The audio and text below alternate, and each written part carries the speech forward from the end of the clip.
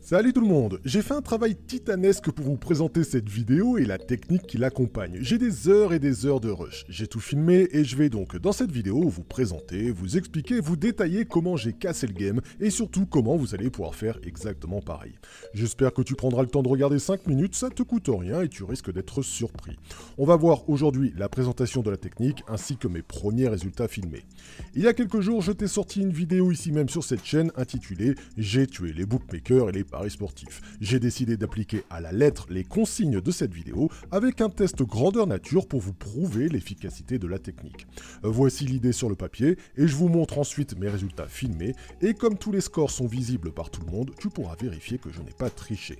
Ah, et le petit pouce bleu que tu vois là apparaître sur l'écran, il est pour toi. Si tu peux le mettre sur cette vidéo, je te serai vraiment reconnaissant. Ça me motive à continuer. Ok, donc ça, ce que je t'affiche, c'est ma base de travail pour le mois de juillet. Ce sont donc tout simplement les meilleures équipes au monde au mois de juillet sur la catégorie non, il n'y aura pas match nul dans leur rencontre.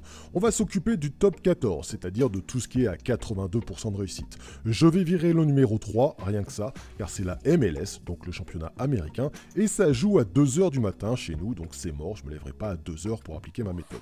Tout le reste, c'est l'Europe, ça a 82% de réussite, ça me va parfaitement. Je vais donc me taper tous les matchs de toutes ces équipes restantes et parier à chaque fois sur le fait qu'il n'y aura pas match nul dans leur rencontre et vous allez voir qu'il y a quelques petites règles à respecter. Donc là par exemple Waterford en Irlande, ils sont à 85,29% de matchs non nuls, et bien je vais jouer tous leurs prochains matchs sur cette stat et je vais vous montrer à quel point c'est efficace. Bien évidemment vous commencez à le savoir, tous ces classements, toutes ces stats sont disponibles sur le site www.bet-sport.fr et n'oubliez pas le S à sport. Ok, si vous partez du principe que vous revendez votre pari autour des 25% et que vous avez un pourcentage de réussite de 82%, ben en réalité vous êtes rentable quoi qu'il arrive. Du coup j'ai voulu essayer mais sur le terrain avec des vrais paris et des vraies mises pour voir ce que ça donne. On va se fixer 3 règles et elles sont importantes. Sortir de ces 3 règles, c'est sortir de ma technique et donc risquer votre bankroll. Première règle, avec 82% de réussite pour mon top 12, je ne peux absolument pas descendre en dessous des cotes de 1,20. Sinon je vais me ruiner. Tout pari non, il n'y aura pas match nul en dessous de 1,20 sera donc systématiquement refusé. Seconde règle, je dois quoi qu'il arrive cash out autour des 20%. On ne se prend pas la tête, entre 20 et 25% c'est cash out direct. On ne prend aucun risque. Les pourcentages de réussite sont de toute façon en notre faveur avec ce taux de cash out, donc c'est ok pour ça. Et pour finir, troisième règle, si pendant une rencontre je ne le sens pas, s'il y a des cartons rouges, que ça joue comme des ânes ou je ne sais quoi encore, je m'autorise là aussi à cash out pour éviter de perdre ma mise qui sera de 100 € par pari. Bon, j'ai 13 équipes à suivre, ça fait 1300 € de mise par semaine. À ce tarif-là, je me réserve le droit de cash out quand je veux si je ne le sens pas. Et vous allez voir dans quelques secondes qu'hélas, cette règle qui était là à la base pour me protéger va se retourner contre moi. Voilà, les 3 règles sont fixées. Non, il n'y aura pas match nul sur les matchs du top mondial du mois de juillet 2021. Mise fixe de 100 € et cash out à 20%. Voici ce que ça a donné sur la première semaine du lundi 28 juin au dimanche 4 juillet.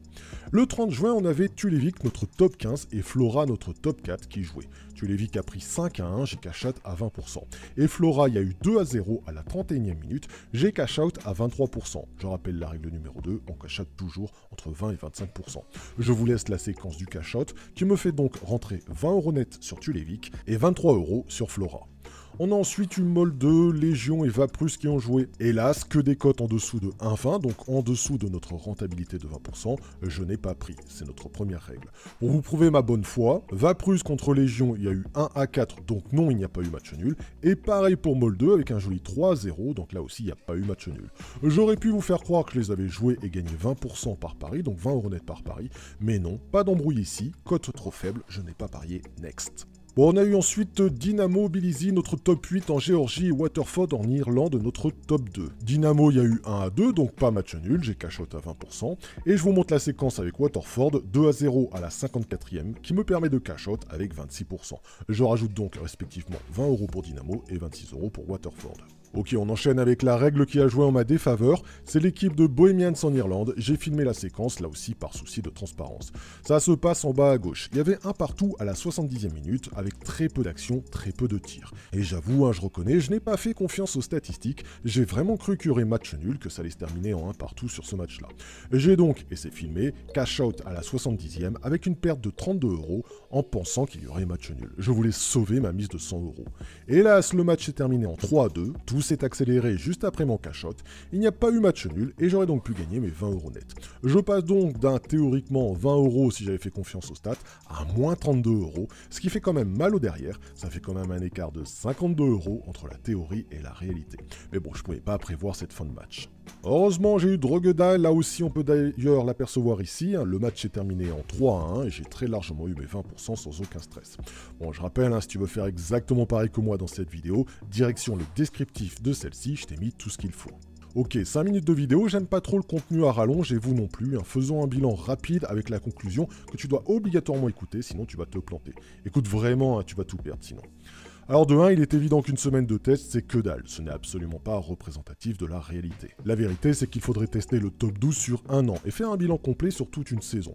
Personnellement, j'ai bien envie de relever le défi car je pense que c'est rentable, mais ça va quand même demander beaucoup de taf. Dis-toi bien que 82%, ça veut quand même dire 18 défaites sur 100 matchs et que peut-être que tu en auras même 3 d'affilée. Donc reste calme et n'oublie pas que c'est un marathon et pas un sprint.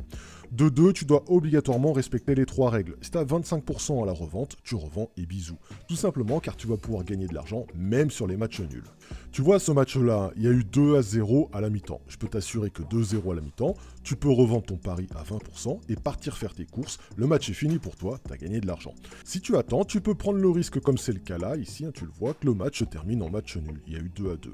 20 à 25% à la revente et basta. Et de 3, on va pas se mentir, je me dois d'être honnête, je fais du trading depuis 3 ans et j'ai clairement l'expérience qui joue en ma faveur. Je maîtrise le script, je maîtrise le trading, j'ai une compréhension parfaite de la situation, mais c'est parce que je me suis formé. Donc forme-toi, comprends comment tout ceci marche et tout ira bien pour toi. Du temps, de l'intelligence de jeu et pas de précipitation, voici quelques clés pour la réussite de ce défi. Bon, en tout cas, il y a de grandes chances qu'on se retrouve dans quelques jours pour la suite de cette petite série. D'ici là, bon gain à tous.